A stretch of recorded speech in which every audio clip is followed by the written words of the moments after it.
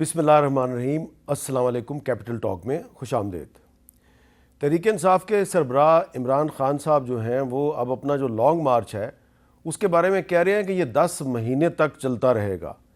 اب یہ بات انہوں نے پتہ نہیں کیوں کی ہے، لیکن جب سے انہوں نے لانگ مارچ شروع کیا ہے تو جو ان کی تقاریر ہیں ان تقاریر میں ہمیں 2 اہداف جو ہیں وہ بڑے واضح نظر آ رہے ہیں۔ ایک تو ان کا ہدف جو ہے وہ army chief general Qamar Javed Bajwa بن گئے ہیں۔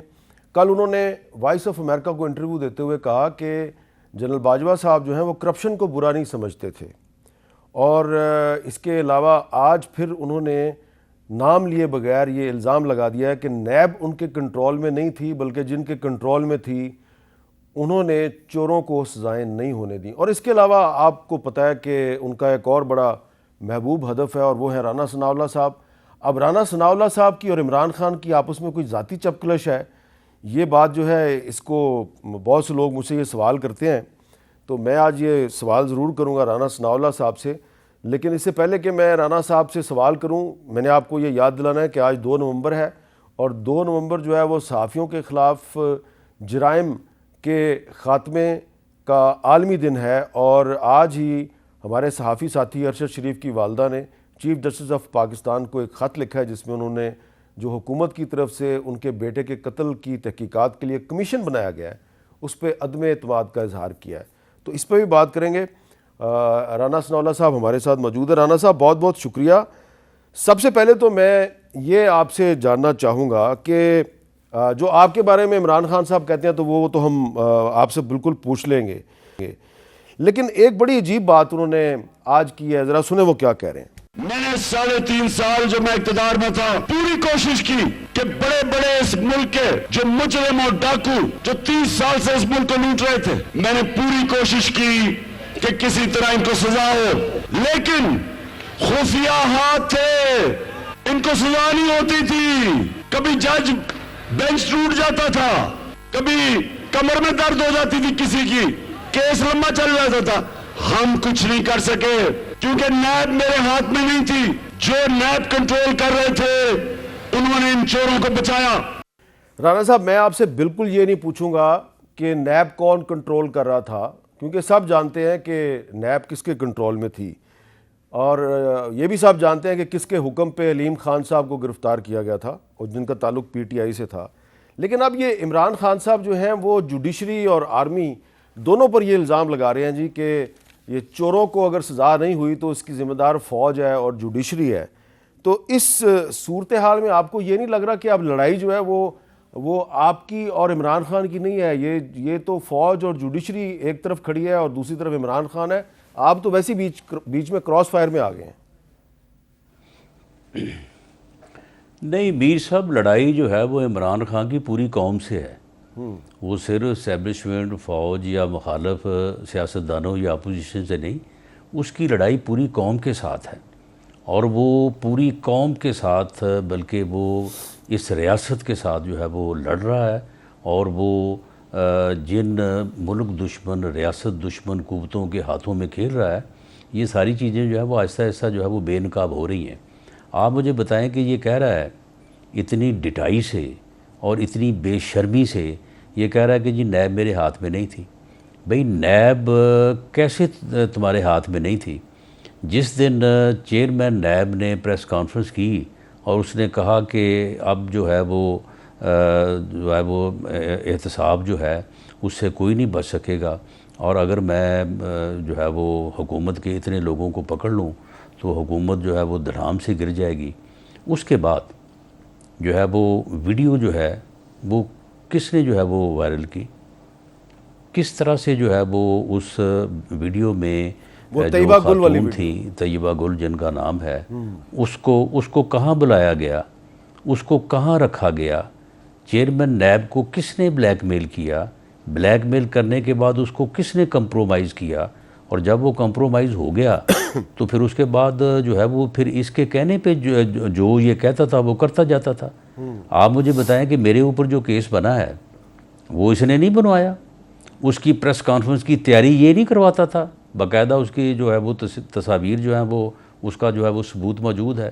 بشیر میمن جو ہے، بشیر میمن نے کس کا کہا ہے کہ اس کو اس کو آرمی چیف نے بلا کے کہا تھا کہ فلاں کے خلاف اور فلاں کے خلاف جو ہے وہ کیس بناؤ، فلاں کے خلاف کچھ نہ کچھ نکالو؟ اسے کون کہتا تھا بلا کے کہ فلاں فلاں فلاں کے خلاف کچھ نہ کچھ نکالو؟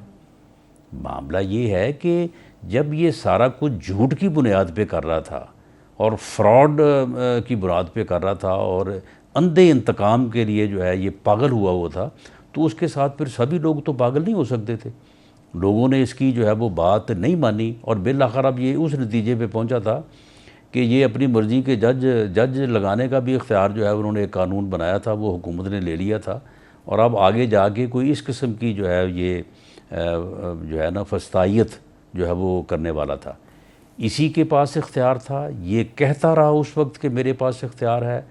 تمام جھوٹے کیسز اس نے بنوائے، تمام انتقام کے گھٹیا ہتھ کنڈے جو ہے اس نے استعمال کیے، نیب کے چیئرمین کو اس نے بلیک میل کیا، نیب کے چیئرمین کو اس نے کمپرومائز کیا، اس نے اپنے کیس ختم کرے۔ آپ مجھے بتائیں، ہمارا کیس اگر جو ہے وہ عدالت سے بری ہوتا ہے تو یہ کہتا ہے کہ دیکھیں جی سواتی صاحب بھی پھر ٹویٹ کر دیتے ہیں اور مبارکباد اسٹیبلشمنٹ کو دے دیتے ہیں، اور یہ بھی کہتا ہے دیکھیں جی کتنا ظلم ہو رہا ہے جی، یہ بری ہو رہے ہیں۔ جس دن مونس علی کا کیس جو ہے وہ کویش ہوا ہے، اسی بنیاد پہ، جس بنیاد کے اوپر میاں شہباز شریف اور حمزہ شہباز کا کیس کویش ہوا ہے، اس دن اس نے کیوں نہیں تقریر کی؟ یہ فرح گوگی کے خلاف جو مقدمات درج تھے، ان میں جو درج ہے اس کے نام پہ جو 12 ارب روپے کی ٹرانزیکشن ہے، اس کے نام کے اوپر جو زمین ہے، اینٹی کرپشن کی فائلوں میں ہر چیز کا ثبوت موجود ہے۔ وہ کیس کینسل ہوئے کہ نہیں ہوئے؟ وہ داخل دفتر ہوئے کہ نہیں ہوئے؟ اچھا رانا صاحب، وہ یہ تمام کیسز جو ہیں یہ جو آپ کے خلاف کیس تھا، اینٹی کرپشن نے جو ہے وہ داخل دفتر کر دیے، وہاں پہ اس کو کچھ نظر نہیں آ رہا۔ آپ کے خلاف جو کیس تھا بڑا سنگین کیس تھا، اور بالکل وہ سب جانتے ہیں کہ وہ جھوٹا کیس تھا، تو یہ عمران خان صاحب نے خاص طور پہ آپ کے خلاف بنایا۔ آپ کہتے ہیں کہ میرے خلاف پریس کانفرنس کی تیاری بھی کی، تو اور آج کل آپ ان کے خلاف بیان دیتے ہیں، وہ ہر تقریر میں آپ کا نام لیتے ہیں۔ آپ کی کوئی آپس میں ذاتی لڑائی ہے، کوئی ذاتی چپکلش ہے؟ نہیں، دیکھیں اس نے جو ہے وہ مجھے اس نے آخری حد تک جو ہے وہ جا کے اس نے کوشش کی کہ مجھے جو ہے وہ انتقام کا نشانہ جو ہے وہ بنائے، اور اس سے پہلے جو ہے وہ بشیر میمن صاحب نے بھی مجھے ایک مرتبہ بتایا تھا، اور اس کے علاوہ اس وقت جو آئی جی اسلام آباد تھے انہوں نے بھی کہا، مجھے بتایا کہ شہزاد اکبر جو ہے اس نے مجھے کہا کہ جی اس طرح سے رانا ثناءاللہ کے فلیٹ میں ہیرون رکھ کے برآمد کرنی ہے، تو اس نے انکار کیا۔ تو اس نے کہا کہ نہیں، یہ وزیر اعظم صاحب کا حکم ہے، تو یہ کوئی میں اپنے پاس سے نہیں کہہ رہا، میں تمہاری ملاقات بھی کراؤں گا۔ تو وہ اس نے کہا جی نہیں، میرے میں اتنی ہمت نہیں ہے۔ تو پھر اس کے بعد جو ہے وہ اے این ایف کو انہوں نے جو ہے وہ اپنی بات پہ جو ہے وہ لگا لیا۔ تو میرے ساتھ جو ہے وہ اس کا شروع سے ہی کوئی جو ہے نا وہ تو یہی کام پھر وہ بعد میں اسی طرح کے کیس وہ بنوانا چاہ رہے تھے D G I S I اور آرمی چیف کے ذریعے بھی، اور جب انہوں نے انکار کیا تو پھر یہ ان کے خلاف ہو گئے۔ اچھا آپ ذرا سنیں رانا صاحب، یہ خان صاحب آپ کو کیسے یاد کیا کرتے ہیں؟ ماڈل ٹاؤن کے اندر رانا ثناءاللہ 14 لوگوں کے قتل کیا آپ نے، 70 لوگوں کو گولیاں ماری، اس باری آپ نہیں بچیں گے۔ رانا ثناءاللہ، میرا وعدہ ہے کہ تم چھپ نہیں سکو گے اسلام آباد میں۔ مجھے تو پتا ہے رانا ثناءاللہ نے کیا کرنا ہے، رانا ثناءاللہ کو نہیں پتا میں نے کیا کرنا ہے۔ یہ رانا ثناءاللہ جیسا مجرم، یہ قاتل، 2 ٹکے کا آدمی وہاں سے بیٹھ کے دھمکیاں دے رہا ہے۔ رانا ثناءاللہ تمہارا بھی وقت آ گیا، زیادہ دیر نہیں ہے، تمہاری جو اس وقت پسینے چھوٹ رہے ہیں میں جانتا ہوں۔ اچھا رانا صاحب یہ بتائیں کہ کیا یہ میری اطلاع درست ہے کہ آپ اگر عمران خان صاحب کو گرفتار کریں گے تو ظاہر ہے نہ پنجاب میں رکھ سکیں گے، نہ خیبر پختونخوا میں رکھ سکیں گے، سندھ بھجوانا کافی مشکل ہوگا، تو اب اسلام آباد میں یا آپ نے کوئی انتظام کر لیا ان کا؟ نہیں، میں اس کو بلوچستان بھیجوں گا۔ بلوچستان جو ہے نا مچھ جیل، وہاں پہ ایک ہے مرچی وارڈ، وہاں پہ بھیجوں گا، وہاں پہ رکھوں گا اس کو میں۔ مچھ جیل کی مرچی وارڈ میں رکھوں گا اس کو میں۔ آپ کو پتہ ہے، اور یہ آئے اسلام آباد، مجھے پتہ ہے مرچی وارڈ میں کیا ہوتا ہے رانا صاحب۔ یعنی اس کو یہ جو ہے نا، یہ جو مجھے اتنا یاد کرتا ہے، اس کو پتہ ہے کہ میرے یہ ڈھائے چڑھ گیا نا تو میں نے معاف نہیں کرنا. خدا کی قسم اگر کیبنٹ جو ہے وہ میری اس بات کے اوپر توجہ دے دیتی جب یہ 25 مئی کو آ کے یہاں سے ناکام ہو کے واپس لوٹا تھا, یہ اس وقت جو ہے اس کو گرفتار کیا جا سکتا تھا, اور اگر کر لیا جاتا تو یہ فتنہ جو ہے نا یہ آج سر نہ اٹھاتا. یہ اس وقت میرا آج بھی یہ موقف ہے کہ اس وقت جو ہے وہ حکومت یا کیبنٹ نے جو ہے وہ میری ریکویسٹ کے اوپر جو ہے وہ درست فیصلہ نہیں کیا. انہیں جو ہے وہ سب کمیٹی بنانے کی بجائے اس کے اوپر جو ہے وہ مقدمے کا اندراج ہونا چاہیے تھا اور اسے اریسٹ ہونا چاہیے تھا. اچھا رانا صاحب, ویسے مچ جیل کی جو مرچی وارڈ ہے وہاں پہ کسی سیاستدان کو رکھنا میرا خیال ہے نامناسب ہے. آپ کو پتہ ہے وہاں پہ کیا ہوتا ہے؟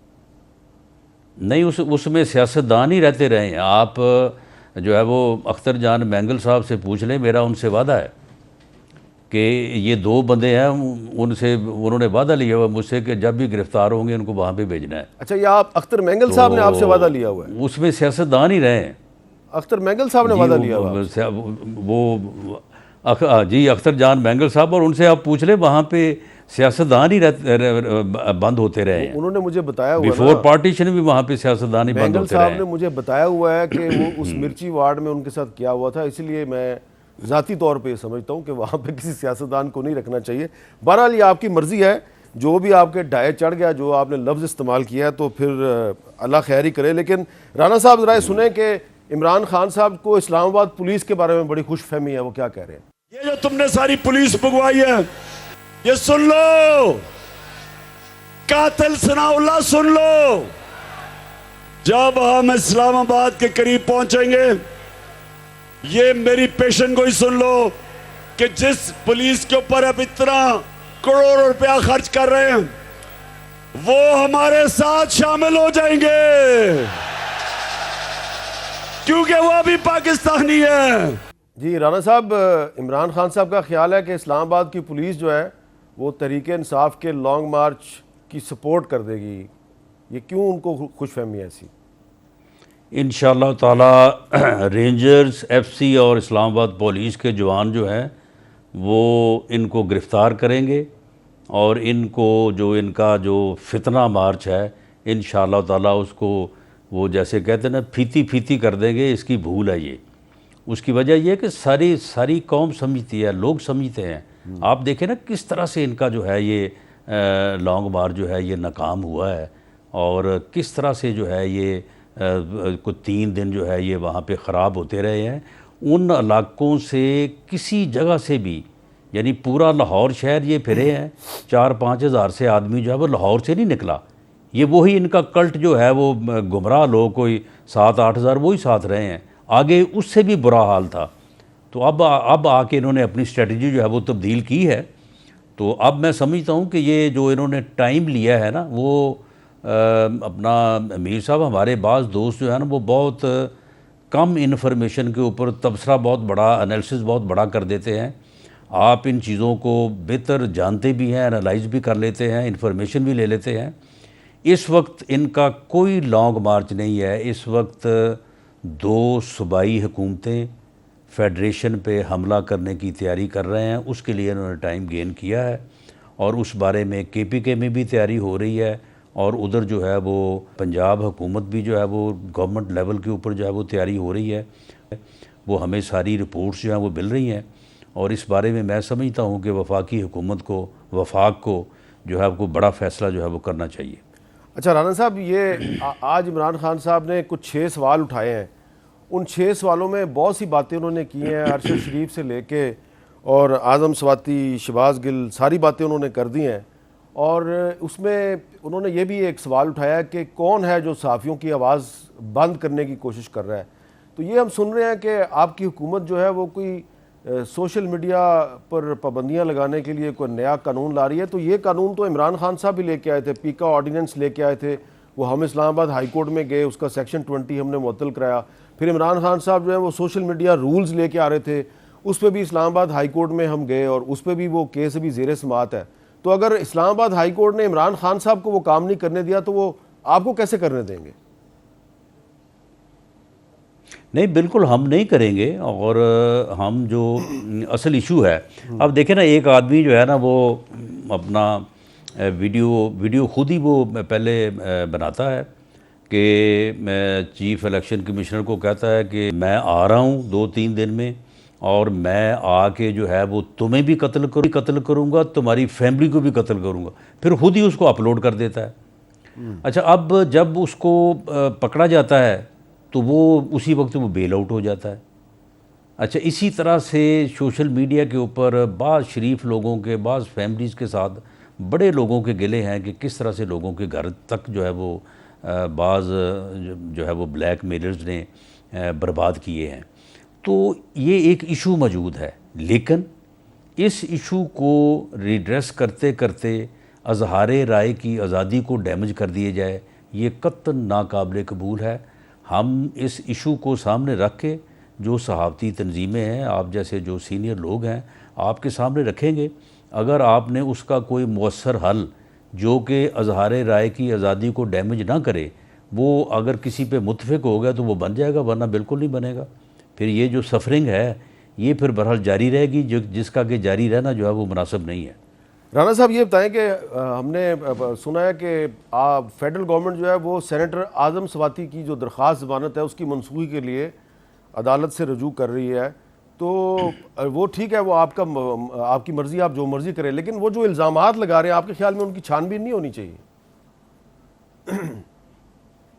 نہیں دیکھیں وہ الزامات کہاں لگائے ہیں انہوں نے، دیکھیں وہ اللہ کو حاضر ناظر جان کے یعنی جس طرح سے میں نے پہلے بھی کہا تھا، نہیں وہ اللہ کو حاضر ناظر جان کے جو کہہ رہے ہیں، وہ کوئی درخواست دے دیں کسی تھانے میں، وہ 22A/22B کی درخواست دے دیں عدالت میں، وہ کسی عدالت میں استخاصہ کر دیں، وہ کسی عدالت میں رٹ کر دیں مقدمہ درج کروانے کے لیے، تاکہ کسی عدالت کے حکم سے یا کسی انتظامی حکم سے اس کی جو ہے وہ انکوائری ہو جائے، اس کی جو ہے وہ تفتیش ہو جائے۔ پاکستان سے اپیل کر رہے ہیں کہ آپ نہیں وہ تو نہیں، وہ آپ 100 موٹو نوٹس لیں، یعنی وہ 100 موٹو نوٹس لیں، یعنی کسی کے اوپر آپ 15 کلو ہیروئن ڈال دیں تو اس کا 100 موٹو نوٹس تو نہیں ہوا، نہ اس وقت انہوں نے کہا کہ 100 موٹو نوٹس ہونا چاہیے۔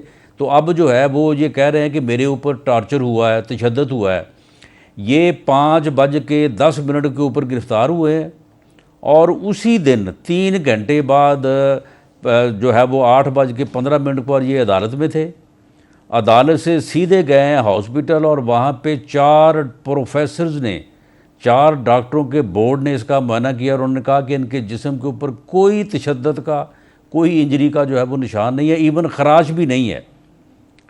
اور اس کے بعد جو ہے وہ یہ کہہ رہے ہیں کہ میرے اوپر تشدد ہوا ہے۔ اچھا پھر اس میں یہ ایڈ کرتے ہیں یہ، یعنی کیونکہ یہ بیانیہ بنایا ہے نا انہوں نے، تشدد ہو گیا، یہ تشدد ہو گیا، لوگ کہتے ہو جی بڑا ظلم ہو گیا، یعنی سارا جھوٹ، اور پھر بیانیہ کیا بناتے ہیں جی مجھے بے لباس کیا گیا۔ بھئی اب اس کا کیا ثبوت ہے جی؟ ایک آدمی نے کپڑے اتارے، کپڑے پہن لیے، اب اس کا کون سا میڈیکل ہوگا جی؟ اس کی کون سی ایویڈنس ہوگی؟ کوئی ایویڈنس نہیں، زبانی کلامی جو ہے وہ آپ جو مرضی کہتے رہیں۔ رانا صاحب ایک بزرگ آدمی ہے، اس کو کیا ضرورت ہے کہ وہ 70-72 سال کا آدمی ہے تو وہ اس طرح کا دعویٰ کیوں کرے گا؟ کوئی وجہ ہوئی ہوگی تو وہ کہہ رہا ہے نا مجھے بے لباس کیا ہے۔ نہیں وہ بات سنیں نا، بات سنیں، وہ میر صاحب عمران خان کے کہنے پہ وہ مجبور ہیں، نہیں کہیں گے تو پارٹی سے باہر ہو جائیں گے۔ وہ تو ابھی اس نے جو ہے وہ اس نے منت کی ہے عمران خان کی کہ یہ جنسی تشدد نہ میرے سے آپ کروائیں، ورنہ اس کو بھی یہ کہا جا رہا تھا کہ جنسی تشدد اسے اوپر ہوا ہے۔ یہ عمران خان نے ایک دفعہ کہا بھی ہے پہلے عمران خان صاحب نے ایک سٹیٹمنٹ میں کہا ہے کہ جنہوں نے اس کے اوپر بھی جنسی تشدد کرانے لگا تھا کیا ہے، انہوں نے ان کو میسج دیا ہے کہ عمران خان کو جا کے بتا دو تمہارے ساتھ بھی یہی کریں گے۔ یہ خود عمران خان نے کہا۔ یہ تو پھر زبانی کلامی باتیں ہیں نا۔ آپ دیکھیں نا شہباز گل صاحب ہیں، شہباز گل صاحب جو ہیں وہ پہلے تشدد نہ، پہلے دن کچھ بھی نہیں، دوسرے دن تشدد، اس کے بعد جنسی تشدد، اس کے بعد الیکٹرک شاک۔ تو اب یہ تو ان کا بیانیہ ہے نا۔ معاملہ یہ ہے کہ وداؤٹ ایویڈنس تو کوئی چیز ثابت نہیں نہ ہو سکتی۔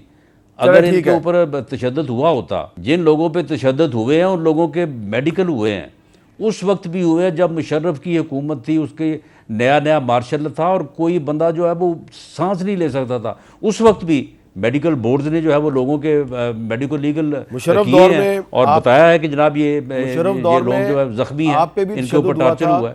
تھا، پرویز رشید صاحب پہ بھی تشدد ہوا تھا، اسی لیے ہم یہ توقع کرتے تو ہیں ہمارے میڈیکل موجود ہیں، اب میرے جسم کے اوپر 23 جو ہے وہ اپنا جو ہے وہ زخم تھے، تو وہ میڈیکل لیگل آج بھی ہمارے پاس ریکارڈ میں اچھا موجود بہرحال ہے، رانا صاحب وہ ساتھ لگا کے ہم یہ نے بتائیں مقدمہ کہ درج کرنے کے لیے یہ درخواست بتائیں کہ اب شہباز گل کا نام ای سی ایل پہ کیوں ڈالا جا رہا ہے؟ دیکھیں ای سی ایل پہ تو اب اس کے اوپر الزام جو ٹھیک ہے، ضمانت اس کی ہو گئی ہے، اپنی جگہ پہ ہے، لیکن الزام اس کے اوپر بڑا سیریس ہے، اور کسی بھی ڈسپلنڈ فورس کو کہ رینک اینڈ فائل میں جو ہے وہ کسی کو کہنا کہ تم بہت اچھے اور اوپر تمہارے جو ہے وہ بہت خراب لوگ ہیں اور تم ان کا حکم نہ مانو، تو بڑا سیریس ان کے اوپر الزام ہے، تو اس لیے لیکن رانا صاحب میرا شہباز خیال ہے گل کہ جو ہے وہ جو بات کر رہا ہے وہ اس پر آپ اتنا ایکشن لے رہے ہیں، اس کا نام ای سی ایل میں ڈال رہے ہیں، تو یہ اب سوال تو بنتا ہے نا کہ عمران خان صاحب تو جنرل باجوہ صاحب کا نام لے لے کے تقریریں کر رہے ہیں، ان کے خلاف تو کارروائی نہیں کر رہی یہ حکومت۔ اس پہ میں بات کرتا ہوں آپ سے ایک وقفے کے بعد۔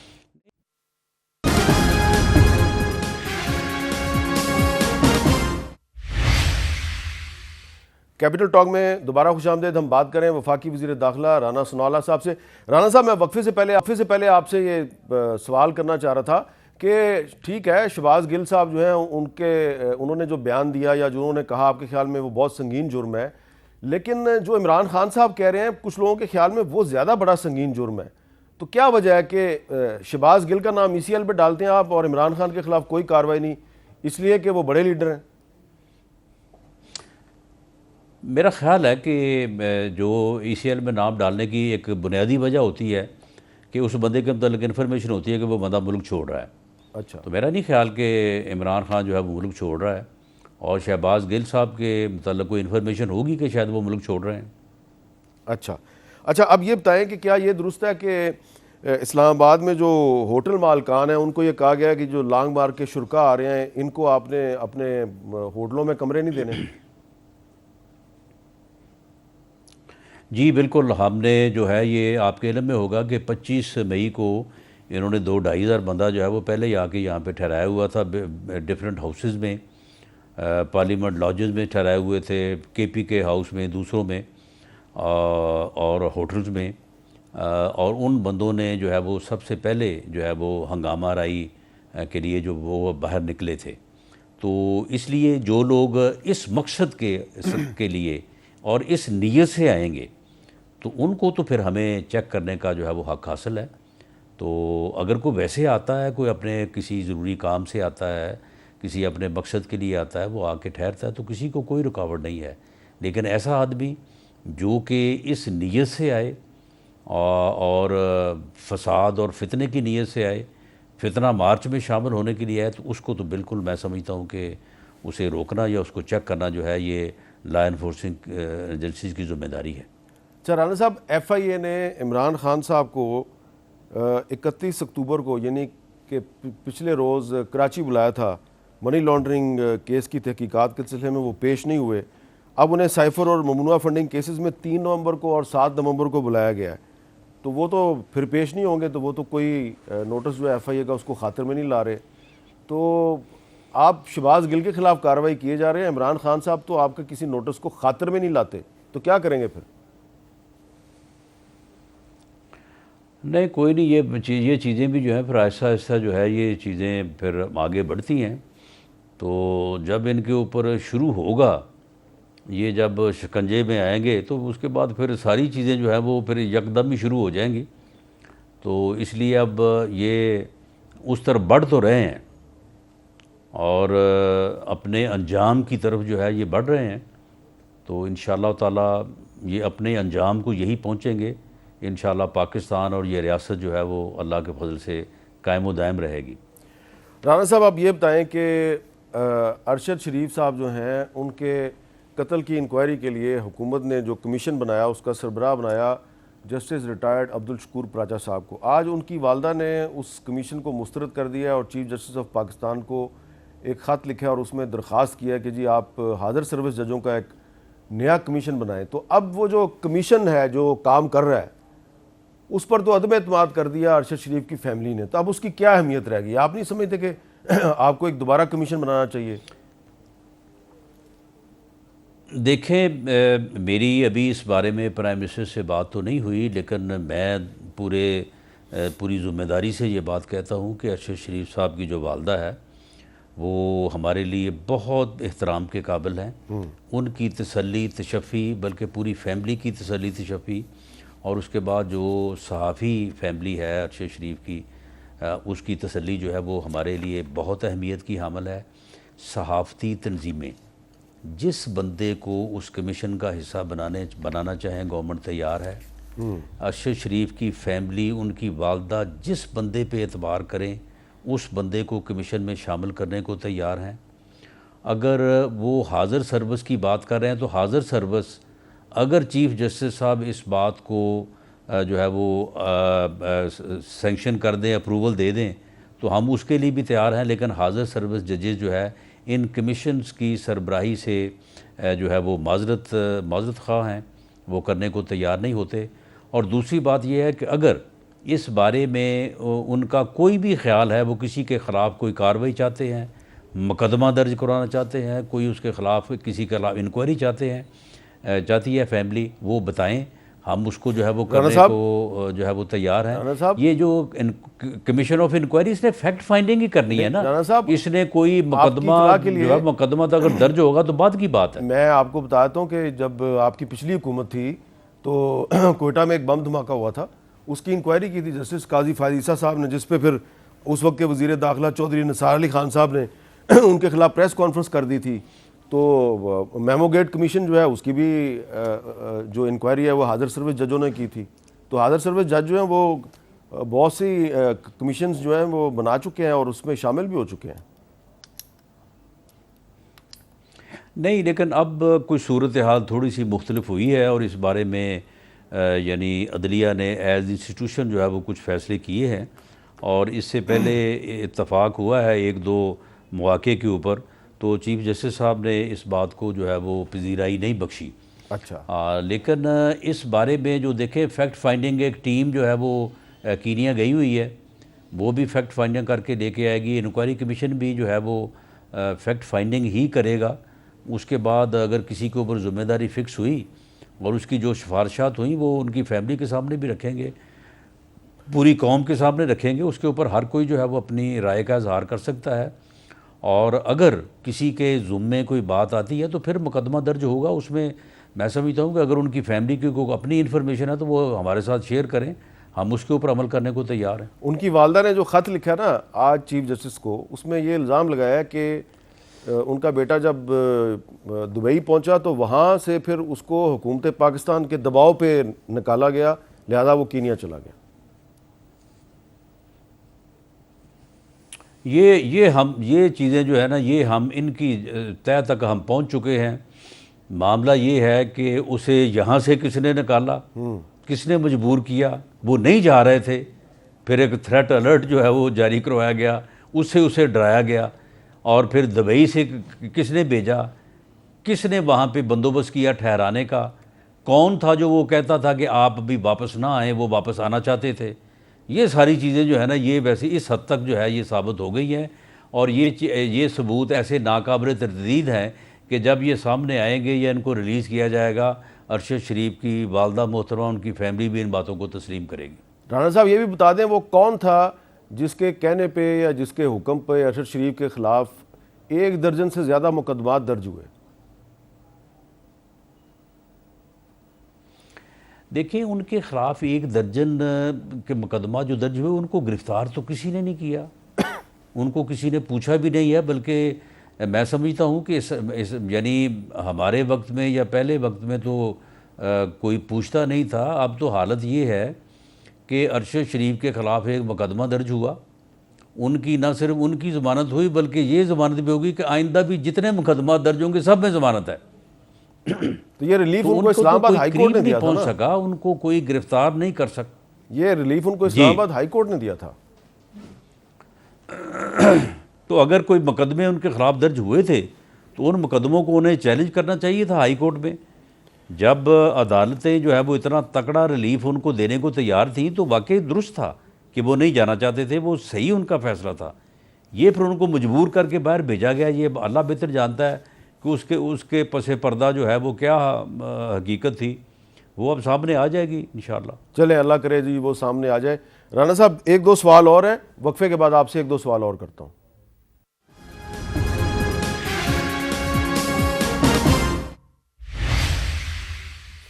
اچھا ہمارے ساتھ موجود ہیں جی رانا ثناء اللہ صاحب. رانا صاحب آج فواد چودھری صاحب جو ہیں انہوں نے ایک بات کیا آپ کے حوالے سے اور مریم نواز شریف صاحبہ کے حوالے سے، تو میں چاہتا ہوں ذرا آپ فواد چودھری صاحب کی ذرا بات سن لیں، وہ کیا کہہ رہے ہیں. یہ مارچ ہے، اس کا جو رانا ثناء اللہ کو اور مریم کو بار بار تکلیف ہو رہی ہے کہ یہ آہستہ کیوں ہے، یہ سلو کیوں ہے. ہم اپنی مرضی سے چلیں گے، آپ کی مرضی سے تو نہیں چلیں گے. ہم نے کس دن اسلام آباد پہنچنا ہے، کس دن پنڈی پہنچنا ہے، ہم آپ کو تاریخ دیں گے، ہم وہ تاریخ بدلیں گے. یہ آپ گیس ورک روز کریں کہ ہم نے کس دن پہنچنا ہے، ہم آپ کو تھکا کے ماریں گے. تو رانا صاحب یہ وہ آپ کو تھکا کے مارنا چاہتے ہیں. یہ حقیقت تو ہے کہ اتنے دن سے اسلام آباد میں ہزاروں کی تعداد میں سیکورٹی فورسز کے لوگ جو ہیں وہ تیاری کر کے بیٹھے ہوئے ہیں، تو وہ تو کہہ رہے ہیں ہم آپ کو تھکا کے ماریں گے. نہیں تو یہ خود نہیں تھکیں گے. معاملہ یہ ہے کہ اگر سیکورٹی فورسز کے لوگ جو ہیں وہ اگر وہ روز ڈیوٹی دیتے ہیں تو ان کا تو کام ہے روز ڈیوٹی دینا. انہوں نے تو روز صبح اٹھ کے پریڈ بھی کرنی ہے، ڈیوٹی بھی دینی ہے، اور اس کے بعد آف آورز میں انہوں نے آرام کرنا ہے. تو خود یہ لوگوں کے ساتھ جو کر رہے ہیں تو خود نہیں یہ تھک رہے، لوگوں کو تھکا نہیں رہے. دراصل یہ ٹائم گین کر رہے ہیں. میں نے یہ کہا پہلے بھی، میں نے عرض کی ہے کہ اب ان کا لانگ مارچ تو ہو گیا فارغ، اس میں تو لوگ شامل نہیں ہوئے. اب کل جو انہوں نے وہ گوندلاں والا میں جو انہوں نے جلسہ کیا اس میں کوئی 15-16 ہزار لوگ تھے. حامد میر صاحب اس میں کم از کم 11-12 ہزار جو تھے وہ سرکاری ملازم تھے. چاروں اضلاع گجرانوالہ، حافظ آباد، نارووال، سیالکوٹ کے تمام ایجوکیشن کا عملہ، تمام میونسپلٹیز کے جو ہے وہ ملازم، تمام لوگ جو ہے وہ وہاں پہ ان کی حاضریاں تھیں باقاعدہ، کوئی غیر حاضر نہیں ہو سکتا. پولیس کا کم از کم کوئی 2,500-3 ہزار بندہ سول کپڑوں میں ساتھ چلتا ہے اور 500,000 آدمی جو ہے وہ وردی میں ساتھ چلتا ہے. تو یہ تو ان کا ٹوٹل لانگ مارچ ہے. ان کے وہی ہیں کوئی 2,000 2,500 3,000 لوگ جو وہاں پہ بھنگڑے ڈالتے ہیں، جو وہاں پہ دھمال لگاتے ہیں اور وہاں پہ کئی کچھ ہی کرتے ہیں، وہ کئی تماشے کرتے ہیں. اچھا رانا صاحب یہ وہ صرف وہی ہے، وہی لبرٹی سے چلے ہیں، آخر تک انہوں نے ہی رہنا ہے. یہ جو آپ ذکر کر رہے باقی ہیں، اب یہ جو ہے یہ صوبائی حکومتوں کے وسائل اور صوبائی حکومتوں کے ملازم جو ان کو اکٹھا کر کے لے کے آئیں گے. اچھا رانا صاحب یہ جو لانگ مارچ ہے آپ اسے جتنا بھی اختلاف کریں، لیکن یہ تو دیکھیں نا کہ اس میں بہت سے فنکار بھی ہیں، کچھ اس میں ایسے بھی لوگ ہیں جو ایکسپرٹ ہیں، وہ گاڑیوں کی ڈگی پہ، گاڑیوں کی چھتوں پہ چڑھ کے ناچتے ہیں، اور یقیناً ان کا جو ناچنے کا انداز ہے اس پہ آپ اعتراض کر سکتے ہیں کافی، وہ آپ اس کو کچھ لوگ بےہودہ بھی کہیں گے، لیکن یہ بہت سے لوگ اس کو دیکھ کے خوش بھی ہوتے ہیں. یہ لوگ اگر ناچتے اسلام آباد پہنچ جائیں، یہ کیا بگاڑ لیں گے آپ کا؟ اتنی پولیس کیوں آپ نے اسلام آباد میں اکٹھی کی ہوئی ہے؟ اتنے کنٹینر کیوں لگائے؟ یہ حامد میر صاحب یہ ناچتے پہنچ جائیں، بلکہ میں تو ان کو کہتا ہوں کہ یہ اگر ٹکٹ لگا دیں نا تو ان کو کمائی ہو جائے گی. یہ خرچہ بھی ان کا نکل آئے گا. یہ اس کے اوپر ٹکٹ لگا دیں، اچھا یہ نہیں خرچہ نکل آئے گا ساتھ ہی. لیکن رانا صاحب یہ ویسے ان سے ڈرنے کی تو ضرورت نہیں ہے نا. آپ کہہ رہے ہیں جی کہ سرکاری ملازم ہیں، یہ 2 حکومتیں بغاوت کریں گی، تو یہ جو ویژول آپ نے بھی دیکھے ہیں، میں بھی لوگوں کو بھی دکھا رہا ہوں اس وقت، تو ان سے تو ڈرنے کی ضرورت نہیں ہے. نہیں ان سے بالکل ڈرنے کی ضرورت نہیں ہے، اور ہم ڈر بھی نہیں رہے. لیکن پھر بھی جو ہے وہ کچھ ان کے جو عناصر ہیں جو مسلح ہو کے آنا چاہتے ہیں اور اس قسم کی ان کی جو ہے وہ تیاری ہے، اس کے لیے بہرحال ہمیں لا انفورسنگ ایجنسیز کو جو ہے وہ تیار رکھنا چاہیے، اور ہمیں پوری طرح سے جو ہے وہ اس بات کو پیش نظر رکھنا چاہیے. لیکن یہ جو فنکار قسم کے لوگ ہیں بس ٹھیک ہے، انہی سے تو رونق ہے، ورنہ تو یہ رونق ہی ماند پڑ اس کا جائے. مطلب ہے آپ کو بھی پسند آ بلکہ گیا. بعض مناظر تو ایسے ہیں آپ دکھا نہیں سکتے ان کو. نہیں یہ بعض مناظر ایسے ہیں آپ دکھا نہیں سکتے ان کو. چلے ٹھیک ہے، یہ آپ نے ویسے درست فرمایا. بہت بہت شکریہ رانا ثناء اللہ صاحب. اب جو ہے انہوں نے کہا کہ ایک طرف تو ایسے لوگ ہیں جو اس لانگ مارچ کے لیے بندوقیں اکٹھی کر رہے ہیں، دوسری طرف کچھ فنکار قسم کے لوگ بھی آ رہے ہیں جو ناچتے لانگ مارچ کے شرکاء کا جو دل ہے اس کو لبھاتے آ رہے ہیں. ان سے تو ڈرنے کی ویسے ضرورت نہیں ہے، لیکن بحیثیت مجموعی یہ لانگ مارچ ایک پولیٹیکل ایکٹیویٹی ہے، اور یہ پولیٹیکل ایکٹیویٹی جو ہے اگر یہ قانون کے دائرے میں رہ کر کی جائے تو میرا خیال ہے اس پہ کوئی اعتراض نہیں ہونا چاہیے. اجازت دیجیے، اللہ حافظ.